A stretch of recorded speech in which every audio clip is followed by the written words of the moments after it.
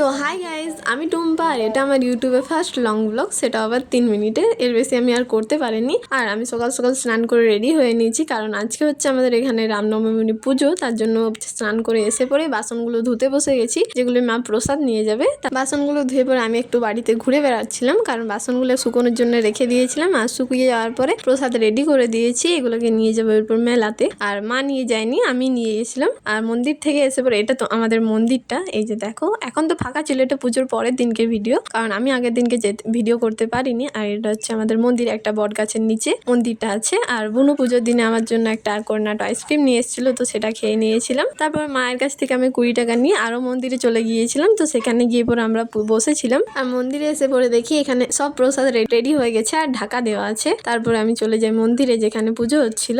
এই যে এখানেই পুজো হচ্ছিল, আর খুব জাগ্রত আমাদের এই গ্রামের ঠাকুরটা। আর প্রচুর জায়গা থেকে প্রচুর মানুষ আসে এই পুজোতে আমাদের গ্রামে। আর পুজো যেহেতু হয়ে গেছিল, মানে পুরো কমপ্লিট হয়নি, অর্ধেক কমপ্লিট হওয়ার পরে এখানে খাবার খাওয়ানো শুরু হয়ে গিয়েছিল। আর আমাদের এখানে পুজোতে মেনু ছিল, মানে মেনু না, যেহেতু প্রসাদ ছিল, তো খিচুড়ি, আলুর তরকারি, পায়েস, চাটনি, বোঁদে, বাস এগুলোই ছিল। আর বাড়ির খাবারের থেকে দেখবে এইসব খাবারে বেশি টেস্ট লাগে, তাই না? তারপর আমরা চলে এসেছিলাম এখানে বসে থাকার জন্য, মানে যেখানে নাম টাম লেখা হচ্ছিল, টাকা দিচ্ছিল সবাই, আর চাল আলুও দিয়ে যাচ্ছিল। তো যেহেতু কেউ থাকেনি সেরকম, তাই আমরা বসেছিলাম মেয়েগুলো। এখানে বসে লেখালেখি করতে করতে দেখি আমার বোনপো এসছে। একে হয়তো তোমরা অনেকেই চিনো, যারা আমার শর্টস ব্লগগুলো দেখেছো তারা হয়তো চিনবে। সে পরে হাই হাই করছিল। তারপর আমরা এখানে বসে বসে গল্প করছিলাম আর সবাইকে দেখছিলাম, ভাবছিলাম যে আমরা কখন খাবার খাবো। আর এই যে জাস্ট তোমরা দেখতেই পাচ্ছ। আর এখানে প্রায় অনেকটাই প্রসাদ শেষ হয়ে গেছিলো, বাস কিছু কিছু ছিল। তো আমরা তখনও আমি খেয়ে নিয়েছিলাম আগে, এরা বসেনি, এরা উপোস দিয়েছিল।